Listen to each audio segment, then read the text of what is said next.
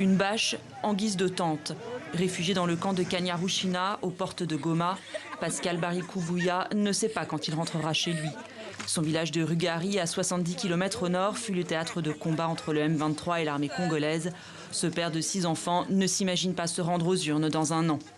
Nous n'avons pas de paix, nous ne sommes pas chez nous. Comment nous pouvons aller aux élections? Je crains que nous ne puissions pas voter ces derniers temps avec cette situation. Qu'ils finissent d'abord la guerre pour nous appeler aux élections. Ici, moi, je ne peux pas voter dans ce camp.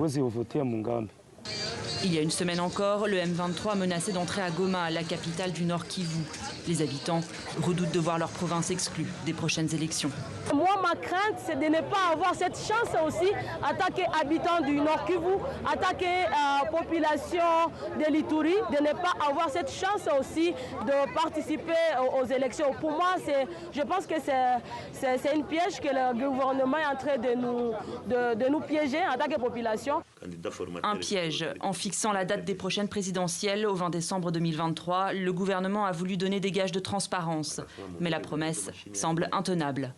Au moindre prétexte, ils vont glisser en 2024 et nous dire qu'on n'a pas été capable d'organiser des élections à cause de la guerre à l'Est et à cause de ceci.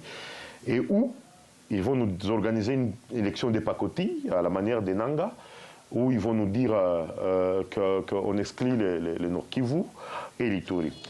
Si le calme prévaut sur la ligne de front depuis vendredi, cette accalmie est extrêmement fragile. Une trêve a été décrétée mercredi à Luanda par plusieurs dirigeants de la région, mais les rebelles ne l'ont pas officiellement approuvée. Sans accord entre la milice et le gouvernement pour permettre l'organisation sûre du scrutin, une partie du pays pourrait se retrouver privée d'élections.